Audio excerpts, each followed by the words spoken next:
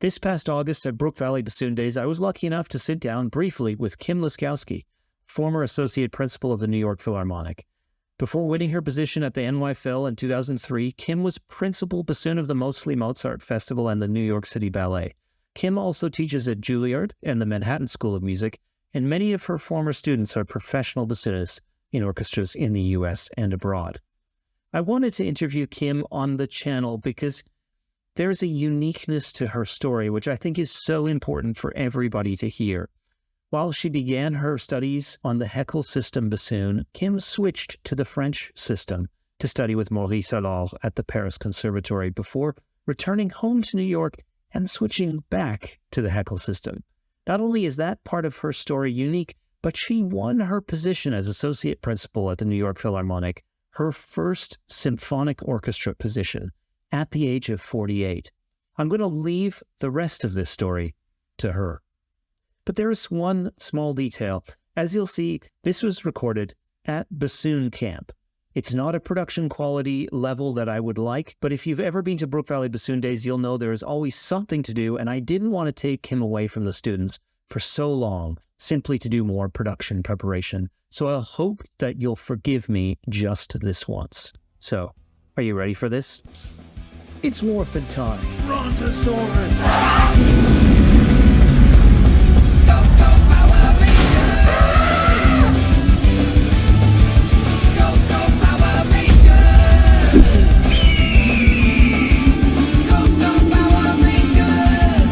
Mighty Morphin Power Rangers!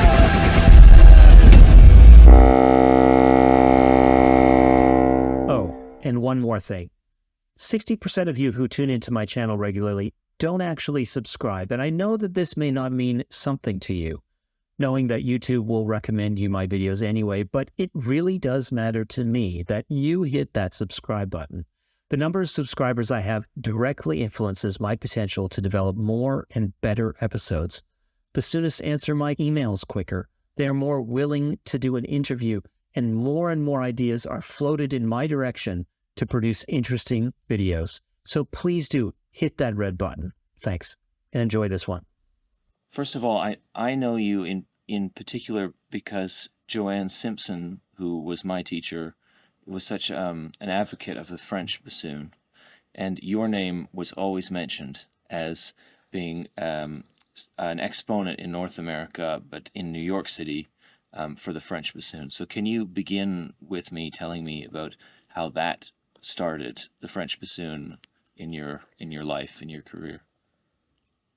I was 15 years old and I was visiting a friend. And at that time, we would go to record stores where they were selling LPs. And there was a bin where the LPs were 25 cents. And those labels were None Such and Turnabout. And there was a recording of a bassoonist playing the Vivaldi E minor. And he had bought the recording and he said, "You have to hear this bassoonist. It's just amazing." So he puts the disc on the record player, and I'm hearing this fabulous, flowing rendition of Vivaldi E minor, and I hear that the sound is different, and I already knew about French bassoon. So I said, "Oh, that is French bassoon," but that's probably the greatest recorded sound of bassoon I had ever heard. And from that moment on, at 15, my goal was to get to France and study with that bassoonist, Maurice Allard. I found out about him, and that was at a period of time where people started going over to Europe to study with people like Heinz Holliger, Maurice Borg, Aurel Nicolai, people going to Freiburg, and people were going to France, such as my predecessor, David Carroll. He didn't study the French bassoon, but he knew Maurice Allard, and they had become quite good friends. At the same time, 2 years later, while I was in high school, I bought a bassoon that turned out to be a bassoon that was stolen from Gerald's Quarry. And I remember sitting in my bed in my parents' room having to make this call to tell the person who it belonged to that I bought the bassoon, but I had to give it back to the person who sold it to me because my parents were, they were working class. They needed the money.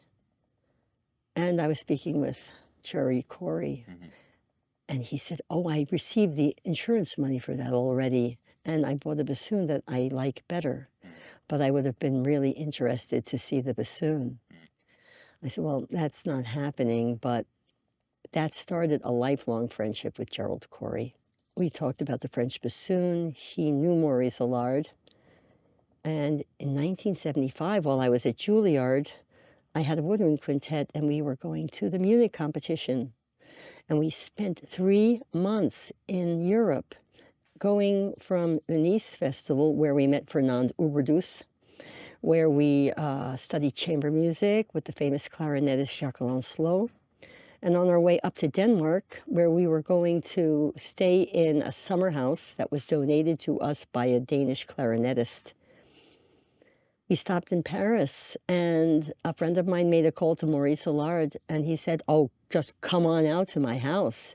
And the 5 of us all went to his house, and I played for him, and he said, "I want you to come to the conservatory, but you're going to have to play the French bassoon." I said, "Great." He said, "Tomorrow, go to the buffet factory and order one."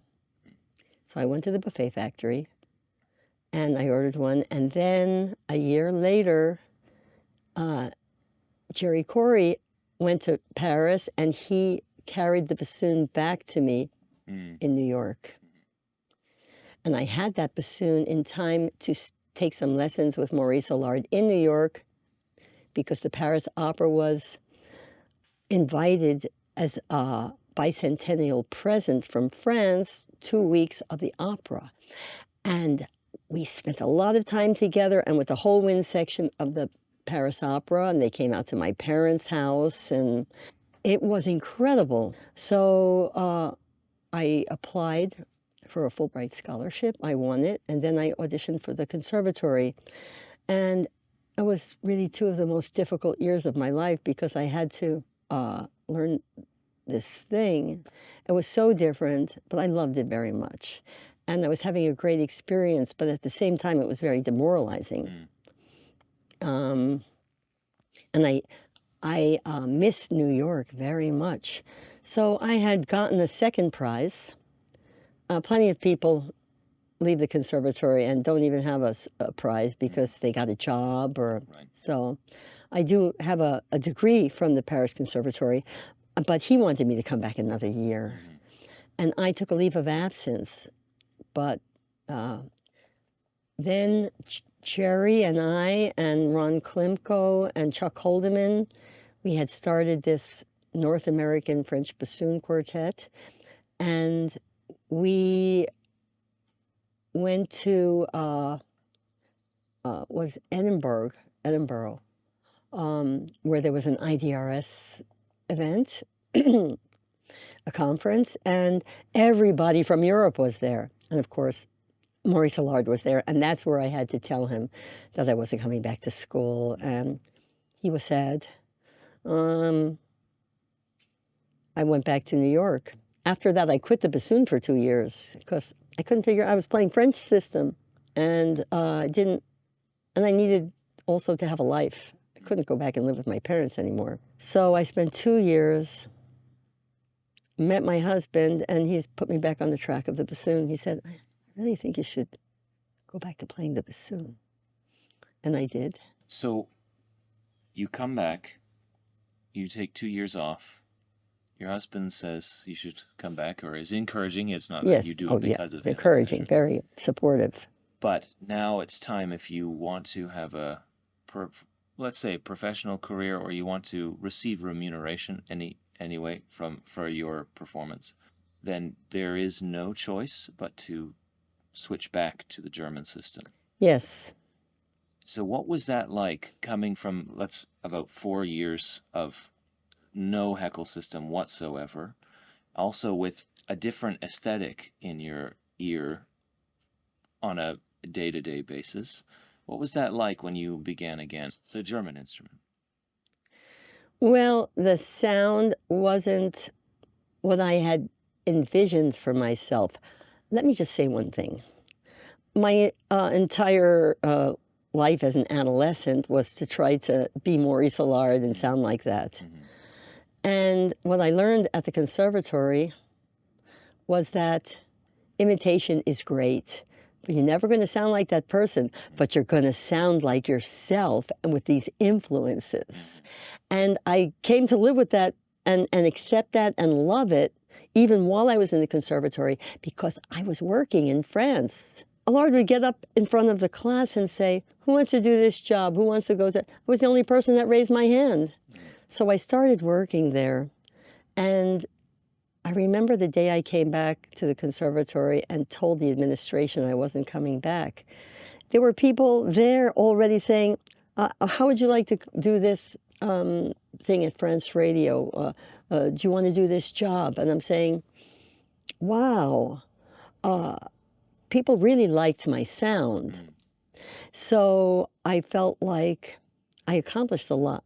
So when I went back to playing the German bassoon, all of the aesthetic that I had, which really started in high school, I was still working for. And then I felt at some point in my life that I was starting to get it. That was later, but I was, you know, I didn't feel frustrated by, oh, I can't, you know, I can't do it, I can't do it.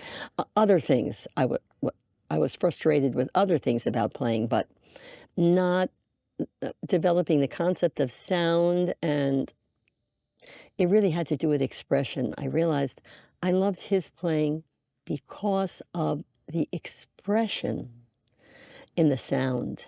And it's not, and I'm getting that from other players too.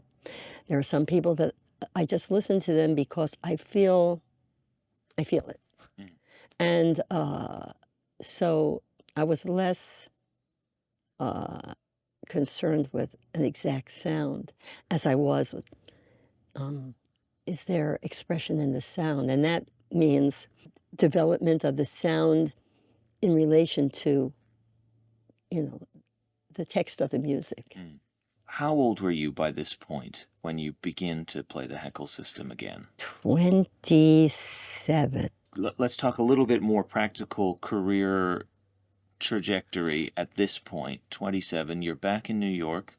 You're starting again with a new system, and as you say, there was work that you were challenged by, not necessarily the aesthetic. What happens next in your sort of career as a bassoonist?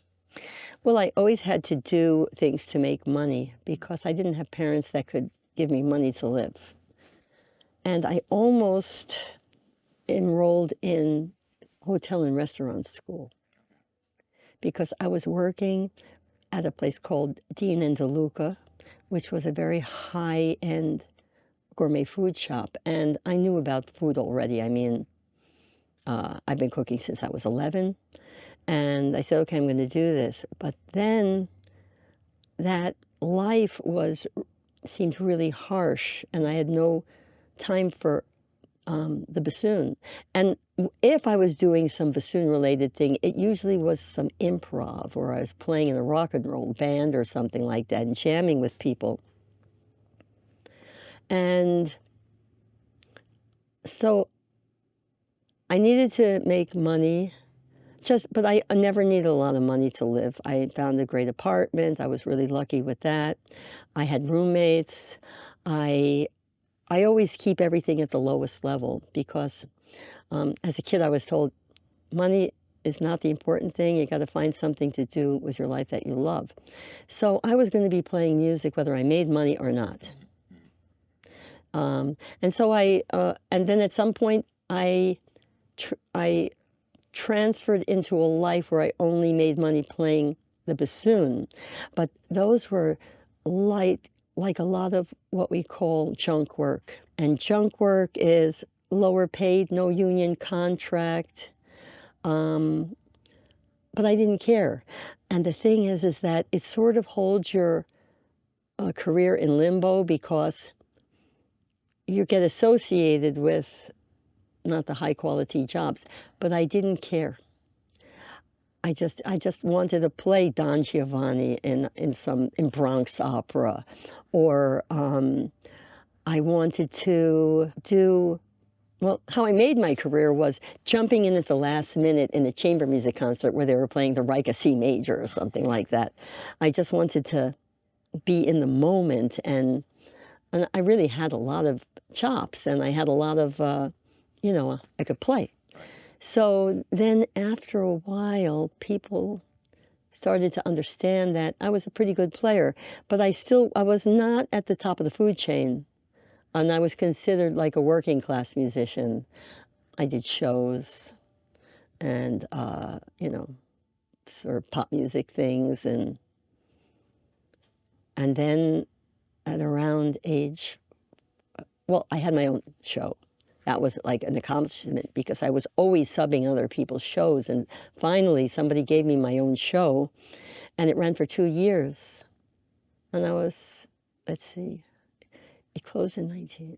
I was about 41 or 42 when the show closed. And I said, now is the time to try to get more work. So I made a game for myself, which was, if I practice a lot and always be uber prepared, I was always uber prepared, I'm going to learn how to do all this stuff and figure out the one thing that really bothered me. Maurice Allard did me a favor, but he also crushed me at the same time when he said to me, you just don't assimilate fast enough. Really cut me to the quick, and it was probably part of the reason I took 2 years off. But at that time, I could say to myself, anything that anybody said to me, let me figure out how to remedy that situation. And I found out the way I learned, and I had the game of practicing just so my phone would ring, and it did. Because I'd go in and I would just be like, sit there and lay everything down, where I never was sight reading at a job. I went and got that music. I was uber prepared. It led me down 2 fantastic paths. Because of my preparation level, they hired me at the ballet, the city ballet, where the music is very hard. And it figured into me getting hired at the New York Philharmonic. And then I had no idea these people knew who I was. I was unanimously appointed principal of Mostly Mozart Festival. And that was a very difficult job because we were playing very standard, difficult rep, 2 different concert series a week. And I had never had like an assigned principal position like that. That was really pretty symphonic. And that all came from figuring out, I didn't even double tongue till I was 45. So I learned all of those things, and I learned how to learn. I used my own creativity to learn, like solutions to problems. If you don't think you can play fast enough, don't be afraid to try to play fast. The only way you're going to learn to, rise up to the speed level after you've practiced things carefully is to jump in and ski down that hill. And I'm not the type of person who likes to do anything like that, driving fast, skiing, roller skating. But you got to get to like it. And once I demanded those things out of myself, I kept moving the bar farther away. It was like a different world. And of course, those things build confidence. And really, I needed a lot of good self-talk. And so many opportunities fell into my lap because of this game. It didn't matter if I achieved it or not. I loved the process. As you said, things began to move in the symphonic direction. Was that direction encouraged from the exterior, or was that also, did you go in that direction yourself? Did you want to go towards symphonic? I didn't ever say to myself, I want to go But I did say to myself, I am going to quantify symphonic style, and every move that I make as far as my articulation and phrasing and my use of tone color, everything that goes into playing, is going to be symphonically oriented, because that was the basis of my education in college with Harold Golser. He played my position. And he was not a showy teacher. He just sat you down there and gave you every skill you needed. So I already played symphonic style, but I wanted it to be more. And I don't know why. Oh, I know why. Now I remember. It's because sometimes I didn't like the style that was going on around me. And I felt that if we were playing a piece, it should sound a certain way, because I listened to a lot of music. And so I decided I had to find my aesthetic, finally. And I did what I wanted, which was, yeah, it might have been conservative playing. I'm a conservative player. But that's mostly what I had to do, to fit in sections, to bring everybody together as a second bassoon player, and then also to be able to step out in my principal position at mostly Mozart, and very standard classical rep, to be able to project. So I had to be a section player most of the time. And of course, I think that's really important for people to know that they have to manage their sound to be able to play in the section. And you want to help your colleagues, and they help you, so that you could do things in a unified way. Would you say that looking back on that period, that this time of what you called earlier junk work, that there was a linear trajectory towards the symphonic? Yes, I do believe that. I do believe that. Because I was developing concepts, and then I would base my practice around those concepts. And I still do that. So you joined the New York City Ballet. How long are you there until the audition comes for the associate principal? Okay, so I was hired officially in 1999 at the ballet and at mostly Mozart. But I had been playing at the City Ballet for about 2 years before that as a temporary replacement. And around 2002, and I was at Saratoga Springs, which was the home of the New York City Ballet during the summer, I get a call from the personnel manager of the New York Philharmonic, and he says, "Can you do the Parks concert this week?" And I said, "No, I'm here at the ballet in Saratoga." I said, "Okay," hang up the phone. 3 minutes later, they call back, "Can you play associate principal bassoon for the season until we hire an associate principal bassoonist?" So I said, "I'll try and work it out." So that means I would have had to take a leave from the City Ballet, and I had just gotten a job. But the Philharmonic and the ballet worked it out. And I went to the Philharmonic, and that was really daunting, because I was going to, when you're an associate at the Philharmonic, it's a principal position. You don't just play, like an overture or something like that. You're playing over 50% of the time. And a lot of hard music. And I go in there, and, my heart is like this. And you sit down and play it, and you say, "Oh my goodness, this is so easy." And then I calm down, because my sound fit into the section. And really, a lot of that reason is because I studied with Harold. Right. And when I would study with him, I would say, "Why is he playing so quietly?" Or why isn't he trying to vibrate like, but it was always warm. And so I definitely got that. And it was a typically East Coast Kovar, type of education, and then I realized how much of an influence he had on me. That was like a lovely feeling, you know that you've really been well educated, and with reeds too. You were making reeds in 2 weeks with him. Okay, so in any case, I sit down there. Okay, I'm playing with the Philharmonic for 3 months, and then the audition comes up. And I don't think I'm going to take the audition because I never saw myself as a contender. Although, when I was in college, I had already made the finals of the Met and the finals of New Jersey Symphony. But I wanted to go on my adventure to France, so I was happy I didn't.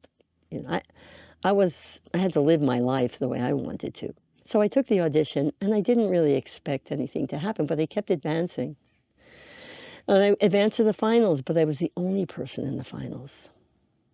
And they can't hire. There's a stipulation in the contract, or there was at that time. So they were going to hold, in 6 months, an invited audition. So they invited a bunch of bassoonists from all over the country. There's probably about 12 people. And they allowed me to be in the final of that. So I go through that audition, and I'm the only person that they held over, but they still didn't give me the job. They made me come back the next week and play Rhapsody Espagnole because they were doing that, and I had to sit in the orchestra and do that. So I go through that. That's the 6th round already. So I do that, go off stage, and then the jury goes in to deliberate. They gave me the job. And how did that feel? Like, great. But, the reason I think I got the job is because, although, I do have performance anxiety, I loved what I was doing so much at these other jobs. I always missed those jobs. Mostly Mozart and the ballet. They were like candies. We played the greatest music ever. So I did hear this story, and I can't really verify it because I wasn't in the room. So a colleague told me, somebody said, well, she doesn't have any symphonic experience and she's 48 years old. And Lauren Mazel, who was the music director then, and he knew me very well. He knew my playing because he was the music director. I was playing principal for him all the time. And he said, well, where does she play? And they said, well, she's second bassoon in the ballet. She's principal in mostly Mozart, and she's second bassoon at the ballet. He said, the ballet? He said, oh, that music is harder than anything we have to play here. Give her the job. So as you said, you were 48 upon winning this position. But you had already been playing one whole season by then, or almost a whole season? Almost a whole season. I forgot to put this in. I had to go back to the ballet, and they were waiting for me. It was March. I was supposed to go back. The loan was until March. Right. But they forgot to hire somebody for the week that I left for the ballet. And the city ballet and the Philharmonic had to get together and let me out again so that I could play that 1 week. Right. Then I went back to my job at the ballet. And it was during that ballet season that I had to prepare for the next audition. Mm-hmm. So between March and the audition for the Philharmonic, I think it was in June. And so by September the following season, you're in the Philharmonic. 2003. After you arrive in the Philharmonic, and that's where you are, do you feel that there was still a lot of development? Oh, yes. It takes a good 5 years to almost know what you're doing, like with reeds, how to project in a hole where there's no hope of projection. So you change your playing, and you understand how to cut through. You have to find new ways to do things. I changed my reed construction style. I learned from my colleagues. Oh my God. Every second that I was in that section, we were exchanging ideas, and, it was really great. And of course, all my people in the wind section, it was like heaven. And it still continued to be to the end. I went back and subbed on second bassoon this past season on 2 pieces that I used to love to play. It was Hafner and Symphony 39. and I was playing second to Judy. And every year I would do a couple of weeks where I would give Roger relief, but I had to pick the repertoire. And we played 39 together, and sometimes we would play Jupiter and piano concerti, and we would have such a great time. So I did that in, I guess it was around March, and it was really a lot of fun. That's why, you have to practice every day, because you never know when you're going to have to. I went in at the last minute. I did so many great last minute things, not a lot, because everybody was very responsible there. They came to work. Yeah. People came to work. But I have to play Mahler 9 at the last minute, Principal, Tchaik 6 at the last minute, Tchaik 4. But I prepared those pieces. As an associate, you have to be ready for everything. That's when I decided that I wanted to retire, because it didn't bother me to play some big thing. It was just, I don't know if there was traffic and Judy couldn't make it for the Rite of Spring. You have to still love to jump in. And at that moment, I knew I wanted to go out of the orchestra being really proud of everything that I did. And I feel really happy about that. And I'm still doing other kinds of things, chamber music concerts I've curated, and I'm going to be doing a bunch of things, master classes where I have performances. And you're here at Brook Valley Bassoon Days. Oh my goodness. I don't even want to leave, but I'm really a total nerd. Thank you very much, Kim Laskowski, for speaking to me today. Thank you so much. I've really enjoyed it here and meeting everybody. My thanks to Kim Laskowski for speaking to me. If you've enjoyed this video, please consider becoming a patron via Patreon or by buying a read from bassoons.ch. Thanks very much for watching, and take it easy. Bye-bye.